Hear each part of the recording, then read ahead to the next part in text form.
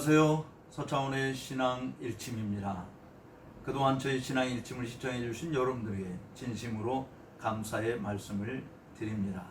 오늘은 추석 명절이 시작되는 날인데 여러분들에게 한가위의 풍성한 그런 열매들처럼 하나님의 은혜의 열매, 성령의 열매가 이 신앙 일침을 시청하시는 여러분 모두에게 풍성하게 넘치기를 기원합니다. 오늘 여러분들과 함께 생각해 보려고 하는 신앙 일침은 제사와 관련된 것입니다. 신약 시대에도 제사를 드려야 한다 라고 하는 문제를 어떻게 생각하십니까? 물론 우리는 구약에서 말하고 있는 절기들, 이스라엘 백성들이 지키는 3대 절기에서도 그 외에 여러 제사 제도를 통해서 짐승을 잡아 곡식으로 또는 이 동물들을 새를 잡아서 드리는 이런 동물 제사, 피를 흘리는 제사는 드리지 않습니다. 그 이유는 여러분들이 다 잘 아시다시피 예수 그리스도께서 십자가상에서 단번에 자신의 피로 우리의 모든 죄를 다 씻기시고 이미 거룩하게 만들어 주셨기 때문에 그렇죠. 그가 영원한 대제사장으로서 자신의 몸을 주님께 드리심으로 그와 같은 역사를 이루신 것입니다. 그러므로 신약 성경에 어디에도 구약시대의 의식법에 해당되는 그 의식법을 지켜야 된다라고 말하는 점은 없습니다. 그런데요, 놀라운 것은 신약 성경에도 제사를 드려야 된다라고 하는 말을 하여 실질적으로 제가 예배와 관련해서 여러분들이 신앙 일침에서 언급한 것이 있는데요. 실질적으로 우리 그리스도인들은 제사를 드리는 것이 아니라 예배를 하는 자다라고 말씀드린 거 기억나십니까? 그러니까 예배를 드리는 자들이 아니라 예배를 하는 자다. 그런데 이 예배하는 자들이 드려야 할 제사가 있다라고 하는 것이 들어보신 적 있으십니까?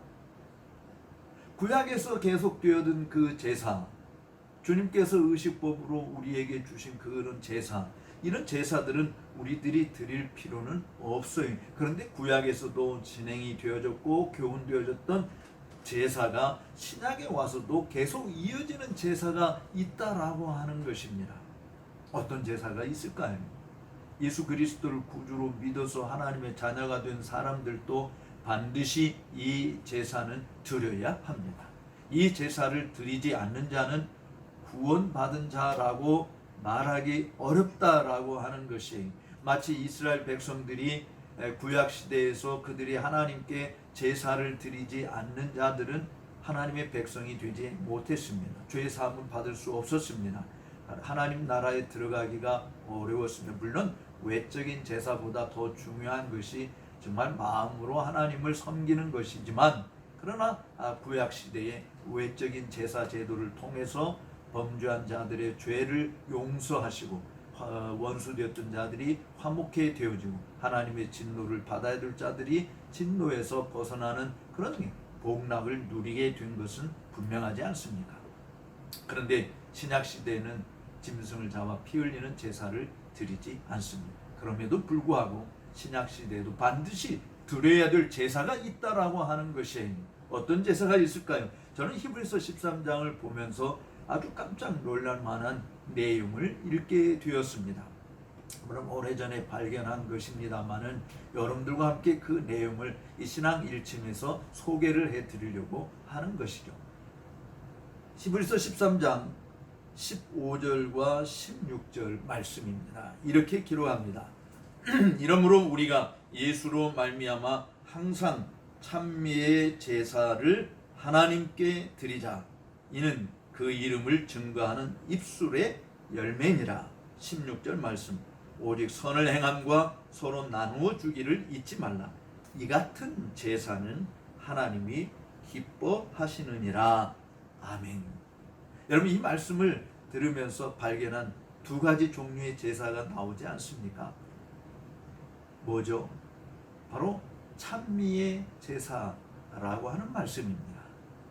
또 하나는 16절에 선을 행함, 오직 선을 행함과 서로 나누어 주는 일, 이 같은 제사를 하나님이 기뻐하신다. 라고 말씀했습니다. 적어도 히브리서 13장은 우리에게 두 가지 제사를 이야기합니다. 그런데요, 이 부분은 실질적으로 구약 성경에서 글자로 명백하게 드러난 이런 부분들은 아니죠. 그런데 구약에서 말하고 있는 또 한 가지 제사가 있어요. 그 제사가 신약 시대에도 계속 이어지는 제사인 것입니다. 그것은 시편 50편에 언급되어 있는 말씀입니다. 시편 50편 23절에 이 시편 기자는 이렇게 이야기했습니다.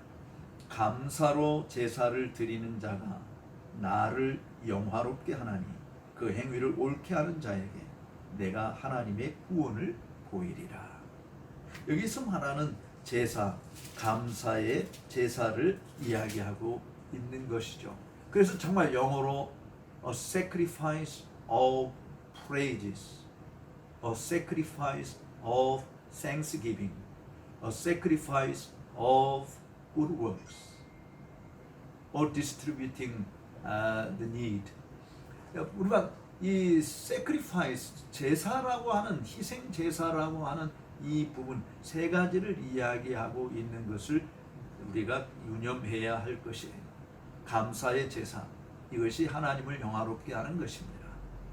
그리고 그런 행위를 옳게 올바르게 감사하는 자에게 하나님께서는 당신의 구원을 보여주시는, 즉 구원받았다라고 하는 것을 확증시켜 주신, 사실 어떤 의미에서 감사하는 것을 통해, 감사하는 생활을 통해서 정말 하나님을 믿는다라고 하는 것을 확증하는 것이죠. 여러분, 하나님을 믿는 신앙인들의 제1차적인 행위, 1차적으로 터져 나오는 행위는 사실은 찬양과 감사 아닙니까? 하나님 앞에 감사하는 것이에요. 그래서 바울은 데살로니가 교회에 편지하면서 범사에 감사하라라고 이야기하지 않습니까? 주님께 감사하라. 시편 107편에서도 그렇고 정말 하나님께 감사해야 될 내용들이 얼마나 많은 것인지를 시편 기자들은 우리에게 풍성히 제시해 주고 있는 것입니다. 시편의 구구절절이 다 하나님께 감사하는 것이고 하나님을 찬송하는 것이잖아요. 감사는 성도들이 할 수 있는 덕목입니다. 감사는 하나님께서 우리에게 베푸신 은혜에 대한 믿음의 반응이에요. 감사할 줄 모르는 자들은 배은망덕한 자들, 그래서 하나님께서 그런 자들에게 진노하시고 하나님의 징계를 피하지 못하게 만들 것입니다.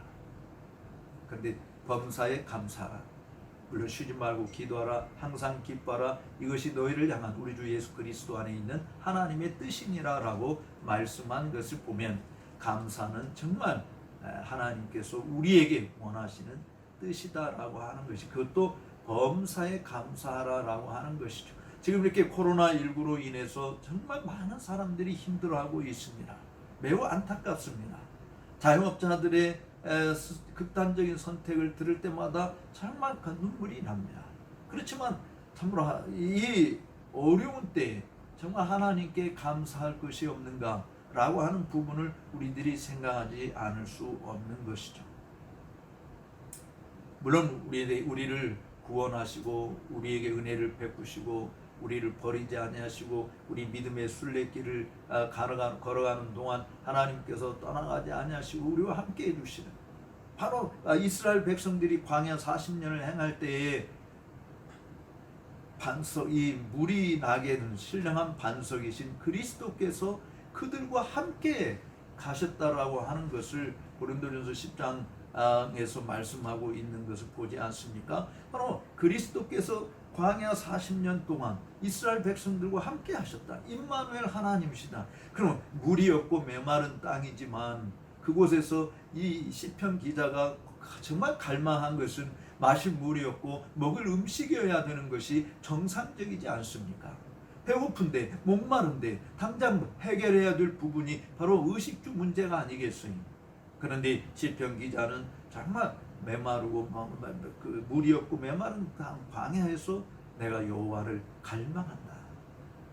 함께 하신 그 하나님을 바라고 반석에서 물이 생수가 흘러 넘치게 하셔서 해갈을 하게 하시고 하늘에서 만나를 내리시고 메추라기를 먹이시는 그런 하나님, 우리의 인생 순례자의 길 여정에 함께 동행해 주시는 하나님, 결코 우리를 버리시거나 떠나가지 아니하시는 그 하나님, 그 하나님과 함께 하나님이 우리와 함께 해 주신다라고 하는 그 사실에 우리는 얼마나 감사하며 살아가고 있습니까? 모든 일이 코로나19 때 우리는 우리의 힘으로 이 병마를 지켜내야 되고 극복해야 되고 우리의 힘으로 먹고 사는 일을 다 해야 된다. 물론 우리가 아무것도 안 하고 가만히 있을 수 있는 부분은 아닌 것이죠. 우리가 해야 할 일은 해야 되죠. 그렇지만 하나님께서 먹이시고 하나님께서 입히시고 하나님이 우리 옷이 헤어지지 않도록 하나님이 우리 발이 부르트지 아니하도록 신발이 헤어지지 않도록 붙드시고 지켜주셨다. 그럼에도 불구하고 인간들은 40년 동안 사실은 이스라엘 백성들이 하나님의 마음을 근심케 했잖아요. 왜? 감사가 없었어요. 늘 원망했어요. 늘 불평했어요. 늘 짜증냈어요. 여러분, 감사가 없는 것, 이거는 정말 성도들의 삶에 있어서 매우 불행한 것이죠. 그래서 정말 감사의 제사를 하나님께 드리는 자가 하나님을 영화롭게 하는 것이고, 그 행위를 옳게 하는 자가, 즉 누구에게 감사해야 되느냐? 물론 사람들에게, 부모님에게, 선생님에게, 목사님에게, 주변 어른들에게, 사람들에게 감사 표현을 해야 됩니다. 그런데 정말 그런 부모님을 주시고 주변 사람들을 만들어 주시고 선생님을 만들어 주시고 목사님을 만들어 주시고 우리 주변에 그런 분들이 있게 하셔서 그분들을 통해서 하나님께로부터 은혜를 수여받을 수 있는 길들을 마련해 주신 하나님께 감사하는 것이야말로 매우 중요한 것이죠. 하나님을 영화롭게 하는 일이 뭐냐? 하나님께 감사하는 일입니다. 천지의 주재자이시고 만왕의 왕이시고 우리를 마땅히 가야 할 길로 인도해 주시고, 그것뿐만이 아니에요. 우리 순례자의 길을 다 가도록 인도해 주시는 것만이 아니라 우리를 위해서 보다 나은 도성을 만들어 놓고 기다리고 계시지 않습니까? 그렇기 때문에 그 나라에 들어가기를 힘써야 하는 것이죠. 그저 허 벌판에 아무것도 없는 그런 곳을 가라고 주님이 말씀하시는 것이 아니라 하나님께서 직접 지으시고 경영하시는 보다 나은 도성, 아브라함이 갈 바를 알지 못하고 갔지만 바로 하나님이 지으신 도성이 있음을 알고 이삭과 야곱과 더불어서 함께 장막에 거했던 것처럼 우리는 이 세상이 전부가 아니고 순례자로 살아간 그것을 예비해 놓으시고 바로 그날에 들어가는 우리들을 결코 부끄럽게 생각하지 않고 내가 너희의 하나님이라 일컬음을 부끄럽게 여기지 아니하시고 우리를 하나님의 자녀로 하나님의 백성으로 삼으시고 동행해 주시고 품어 주시고 안아 주시는 그 하나님께 감사의 제사를 꼭 드리셔야 합니다. 아침에 일어나서 감사, 저녁에 잘 때도 감사, 늘 감사로 하나님께 영광을 돌릴 수 있기를 바랍니다. 또 하나 제사가 뭐라고 그랬습니까? 찬미의 제사입니다. 하나님을 찬양하는 것은 모든 정직한 자가 마땅히 해야 할 일이라고 이야기했습니다. 술 취하지 말고 성령의 충만함을 받으라. 시와 찬미와 신령한 노래로 서로 부르며 화답하라고 이야기했습니다. 이것이 성도들이 해야 할 일인 것이죠. 하나님을 찬양하는 것입니다. 하나님께 찬송을 드리는 것입니다. 하나님의 노래를 부르는 것이죠. 그런 의미에서 저는 여러분들에게 지난번에도 바로 이 찬미의 제사에 가장 합당한 것이 시편 찬송가다라고 하는 것을 말씀을 드렸었는데요. 정말 하나님이 우리에게 부르라고 주신 말씀으로 그 하나님을 찬양하는 이 시편 찬송을 부르는 이것이 찬미의 제사다라고 하는 부분을 이야기합니다. 제사도요, 사실은 제사라는 말을 쓰게 되어질 때 이 의미 자체는 하나님이 제정해 주신 방식대로 제사하는 것을 의미하는 것이죠. 하나님이 제정해 주시지 않은 방식대로 했다가는 나답과 아비후처럼 하늘에서 불이 내려와서 그 자리에서 즉길 처분을 받을 수도 있고요. 또 주의 이름으로 선지자 노릇하고 주의 이름으로 귀신들도 쫓아내고 주의 이름으로 큰 권능들도 행했지만 하나님이 정해 주신 방식대로 하지 않는 것은 내가 너희를 도무지 알지 못한다라고 하는 심판을 받을 수 있다라고 하는 것이죠. 그런 의미에서 우리는 하나님을 올바로 찬미해야 된다. 정말 우리가 부르고 있는 주변의 노래, 하나님을 찬송한다라고 이야기하면서 정말 너무나도 많이 사람들에게 들려주는 노래. 얼마 전에 뭐 방송국에서 뭐 K 보험송 경연대회인가 뭔가를 했어요. 요즘에 뭐 K-팝, K 문화가 정말 전국 전 세계적으로 흘러나오고 있다 보니까 기독교 방송에서도 K 복음송 경연대. 제가 우연히 그 마지막 공연하는 장면을 그래도 잠시 짧은 시간 보았습니다만은 대상을 받았던 사람들, 상을 받았던 사람들의 노래 가사들이 하나님보다도 사람들을 향해서 부르는 노래였어요. 그럼에도 불구하고 그들은 다 하나님을 찬송하는 것이라고 이야기하고 있습니다. 정말 가사 내용이 하나님을 찬송하는 것이니까 거기 하나님 소리가 들어가 있고 주님이라는 말이 들어가 있고 주님의 십자가라는 말이 들어가 있다고 해서 그것이 정말 하나님을 찬송하는 것일까요? 하나님께서 듣기를 원하시는 노래였을까요? 정말 우리 스스로 찬미의 제사를 하나님께 드리자. 이 찬미의 제사를 하나님께 드리자면서 이는 왜냐하면 그 이름을 증거하는 입술의 열매니라. 여러분, 그 이름을 증거하는 입술의 열매, 즉 찬송을 한다라고 하는 것은 주님의 이름을 높여드리는 거예요. 주님을 영화롭게 해드리는 일이지 않습니까? 그 이름을 증거하는 입술의 열매. 우리는 이 찬미의 제사를 하나님께 온전히 드림으로 하나님이 기뻐하시는 그런 믿음의 삶을 살아야 할 것입니다. 찬송이 없는 자들 정말 불행한 자들이에요. 저는 우리 성도들이 찬송을 좀 크게 불렀으면 좋겠어요. 제가 주일날 이렇게 교회에 가서 예배할 때마다 느끼는 것은 뭐 앞에 물론 마이크로 나오는 노래하는 소리들 때문에 그럴 수도 있지만 그것하고 상관없이 내가 큰 소리로 여호와를 찬송하는 일 이거 해야 되지 않나요? 그런데 너무 소리가 작아요. 물론 뭐 이렇게 생각할 수 있어요. 뭐 하나님을 찬송하는 것이 아니니까 우리 들으라고 하는 거니까 그냥 뭐 안 부른다 또는 뭐 불러도 그냥 형식적으로 따라서 하는다 이렇게 이야기할 수도 있습니다. 뭐 그런 분들도 있겠죠.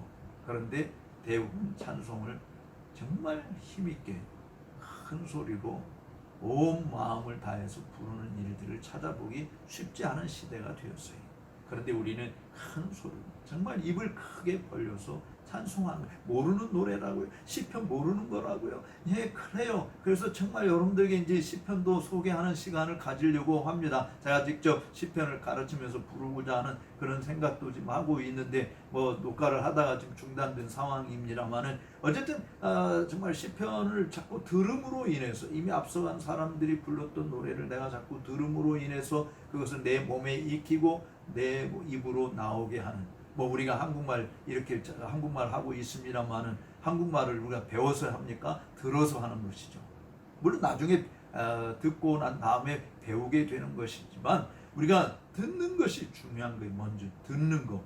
그래서 잘 듣고 난 다음에 그것이 우리 입에서 나오는 거잖아요. 그래서 나올 때 어떻게 더 표현하는 것이 올바른 표현법이고 예법에 맞는 것인지를 나중에 우리가 국어 국문 이 문법을 통해 배우고 있습니다. 배웁니다만은 찬송도 역시 마찬가지라고 봐져요.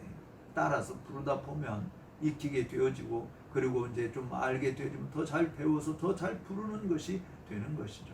정말 저는 뭐 처음 예수 믿을 때 나도 찬송을 정말 잘 불렀으면 좋겠다 해서 정말 스스로 목소리 훈련을 해보고 노력을 통해서 하나님을 찬양하는 일을 정말 이렇게 남에게 뒤처지지 않을 정도로 하려고 애를 썼죠. 지금도 사실 예배 시간에 찬송 부르는 일은 큰 소리로 합니다. 가급적이면 크게 하려고 하고 온 마음을 다해서 하려고 해요. 근데 정말 짜증나는 것이 교회에서 앞에서 예배를 인도하는 목사님들이 선정하는 노래들이 하나님을 찬송하지 않는 노래들을 부르는 경우가 너무 많아요. 그래서 정말 그럴 땐 짜증이 나요. 그래서 저는 내 스스로 부르면서 가사를 내 스스로 그냥 고쳐서 그냥 부릅니다. 하나님을 향해서 하나님의 노래를 부르고자 하는 모습을 가지기도 해요. 그렇다고 해서 여러분들이 다 그런 능력이 있는 것은 아니지만 어쨌든 우리가 하나님을 찬송하는 그 이름을 증거하는 입술의 열매다. 찬송을 들으면서 정말 주님이 행하신 놀라운 역사, 천하 인간에게 다른 구원을 얻을 만한 이름을 주신 적이 없는 유일한 그 이름, 주님을 높여드리는 그런 찬송을 많이 부르는 여러분들이 되셔야 할 것입니다. 그 다음에 마지막 세 번째 제사가 있어요. 바로 이 히브리서 기자가 13장 16절에서 이야기하는 오직 선을 행함과 서로 나누어 주기를 잊지 말라. 이 같은 제사는 하나님이 기뻐하시느니라. 동물 잡아 죽이는 제사는 하지 않지만 오직 선을 행한다. 서로 나누어 주기를 잊지 말라. 나눠주라 그런 말이잖아요. 누구에게 착한 일을 해야 되죠? 모든 사람에게 해야 됩니다. 그런데 갈라디아 교회에 편지하면서 바울이 이야기한 처럼 모든 사람에게 착한 일을 한대. 특히 믿음의 가정들에게 해야 한다라고 이야기합니다. 착한 일, 특별히 착한 일이라고 이야기하는 것은 하나님의 은혜를 함께 나누는 일, 하나님의 사랑을 함께 나누는 일이에요. 그래서 사도 요한이 요한일서에서 이야기한 것처럼 하나님을 사랑한다고 이야기하면서 눈에 보이는 형제를 사랑하지 않는 것은 거짓말하는 자라고 이야기하지 않았습니까? 따라서 우리가 하나님을 사랑한다라고 이야기할 때 그 사랑을 나누는 것이죠. 주님께로부터 받은 그 은혜를 함께 나누는 것이, 내가 복음을 받아들일 때는 그 복음을 다른 사람과 함께 나누는 것이, 하나님께서 나를 위해서 행하신 놀라운 일들을 함께 나누는 것이죠. 한 주간 동안 어떻게 했는지, 정말 우리가 추석 명절을 맞이해서 서로 떡을 하고 나누는 일들, 이웃하고 나누는 일들을 예전부터 우리 조상들이 다 해오지 않았습니까? 그런 사랑의 교제들이 그리스도의 이름으로 더 이루어질 수 있어야 된다라고 보는 것이에요. 특별히 나그네로 있는 자들, 외롭게 있는 자들, 저도 유학 생활할 때 정말 나그네 생활을 하지 않았습니까?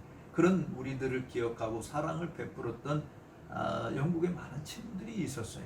그들을 기억하면서 저도 지금 우리나라에 나그네로 와 있는 자들, 우리 학교에 나그네로 와 있는 외국에서 와서 공부하는 자들, 그런 자들에게 말 한마디를 더 따뜻하게 하고 밥이라도 다 따뜻하게 사주기도 하고, 또 이번 추석을 맞이해서 정말 갈 데도 없잖아요. 그들 식구들이 있습니까? 어디 다 한국 사람들은 다 가족끼리 만나고 떠나가고 없는데 기숙사에 처박혀 있는 그들 찾아가서 송편이라도 함께 나누고 과일이라도 나누고 함께 대화도 해주고 하는 이런 일들을 하는 것이 하나님의 사랑을 나누는 부분, 선한 일을 행하는 것이다 라고 보아집니다. 물론 선한 일을 행한다라고 이야기할 때 누가 우리의 이웃이냐라고 하는 이 비유에서 착한 사마리아인의 비유를 우리가 잘 기억하시죠? 강도 만난 자가 우리의 이웃이 아닙니다. 그 강도 만난 자의 이웃이 바로 나와 여러분이 되어야 한다라고 하는 것이죠. 예수님께서 하신 말씀이 그거 아닙니까? 누가 이 강도 만난 자의 이웃이냐? 참된 이웃이 바로 그 강도 만난 자를 데려와 상처를 씻어주고 싸매어주고 집에 부탁을 하면서 돈이 더 들어가면 내가 더 와서 더 갚아주겠다고 하면서 돌봐주는 그 정말 도움이 필요로 한 자들에게 내가 선한 이웃이 되어주는 것이야말로 매우 필요한 일이다라고 하는 것을 보여주고 있는 것입니다. 착한 일, 우리의 착한 행실로 믿지 않는 사람들도 하나님 아버지께 영광을 돌리게 되는 일들을 감당하라고 주님께서 항상 수훈에서도 가르쳐 주시지 않았습니까? 예수 믿는 사람이 착해야 돼요. 너무 자기 중심으로, 너무 우리끼리만 말하는 것이 너무 많아요. 그러니까 같은 예수를 믿는 사람임에도 불구하고 우리 구역에 속하지 않고 우리 교회에 속하지 않는 사람들은 그건 형제 자매가 아닌 거예요. 근데 우리가 그렇게 살면 안 되고요. 정말 주 예수 그리스도 안에 믿음의 형제 자매들에게 할 수만 있으면 착한 일을 많이 하는 것이 필요하다. 서로 나누어 주기를 좋아하는 자가 되어야 된다. 이 같은 제사를 하나님이 기뻐하신다. 나는 나누어 줄 게 없어요. 여러분 재주, 여러분의 지식, 저도 사실은 이제 이번 학기가 마지막이기 때문에 교수로서 은퇴를 앞에 두고 있는데 제가 하나님께로부터 받은 이 은혜, 지식, 지혜 나누어 줘야 된다. 어떻게? 그래서 정말 개혁주의 신앙을 필요로 하는 자들에게 나누어 주기 위해서 사실 이 신앙 일침도 시작을 한 것이고, 또 선교지에 가서 지금 코로나 때문에 가지 못하고 있는 안타까운 현실입니다만은 선교지에서 개혁주의 신학이 필요로 하는 곳에서 개혁주의 신학을 가르치는, 내가 하나님께서부터 받은 바를 함께 나누어주는, 이것이 하나님이 기뻐하는 제사다라고 하는 것이, 여러분이 돈을 많이 가지고 있으면 돈을 나누어 주시면 되죠. 여러분이 가진 재능이 무엇이든 그 재능을 함께 나누어 주면 되는 거예요. 다른 사람들의 유익을 위해서 말이죠. 그것이 곧 나의 유익이고 나의 기쁨이지 않습니까? 근데 하나님께서 이러한 제사를, 이것을 제사로 여기신다. 그러니까 사실은 제사라고 이야기할 때 이것도 나를 드러내는 제사가 아니라 사실은 주님을 높이는, 그래서 오른손이 하는 일을 왼손이 모르게 하라고 이야기했는데, 요즘에는 참 오히려 자기 PR 시대라고, 저도 사실 이 신앙 일침을 통해서 제가 이런 일을 하고 또 자랑하고 앉았잖아요. 좀 어리석은 모습이긴 합니다만은, 그러나 한편으로 생각할 때 제가 이런 말을 여러분들이 하는 것은 그렇게 나누라. 그것이 성경이 우리에게 요구하면요, 하나님이 기뻐하시는 제사다라고 말씀하고 있다라고 하는 것이죠. 사랑하는 우리 시청자 여러분, 하나님이 원하시는 제사, 재물들을 이야기한 번제를 기뻐하는 상한 심령을 원하신다고 이야기했는데, 정말 애통하고 상한 심령을 가지고 하나님을 섬기는 자리에 나가야 되겠죠. 근데 그 하나님의 사랑을 받은 자들이 하는 정말 우리가 드려야 될 제사가 있다고 한다면 세 가지 말씀을 드렸어요. 감사의 제사, 언제든지 어디서든지 범사에 하나님을 영화롭게 하는 감사의 제사를 드려라. 또 하나는 찬미의 제사다. 하나님을 찬송하는 것이 되어야 된다. 사람을 노래하지 말고, 사람을 높이지 말고 하나님의 이름을 높이는, 그 이름을 증가하는 입술의 열매인 하나님을 찬미하는 일이다. 그리고 마지막 하나는 선한 행실, 그리고 나누어지기를 좋아하는 일들, 이것을 우리들이 다 감당. 그래서 정말 선한 사업에 부유한 자가 되어지는 것, 이것이 하나님이 기뻐하는 제사라고 하는 것을 알면서 기억하시고, 코로나19로 인해서 정말 주변에 어렵고 힘들어하는 사람들을 돌아보시고 그리스도의 이름으로 사랑의 손길을 내미는, 그들에게 필요한 선한 이웃이 되어주는 저와 여러분들이 되시기를 진심으로 축복합니다. 오늘 신앙 일침 시청해 주신 여러분들께 다시 한번 감사의 말씀을 드립니다. 나가시기 전에 좋아요 또는 구독하지 않으신 분들은 구독 신청을 꼭 눌러주시기를 바라고요. 또 이왕이면 여러분들이 댓글도 좀 달아주셔서 함께 나누는 좋은 시간들이 되었으면 합니다. 감사합니다.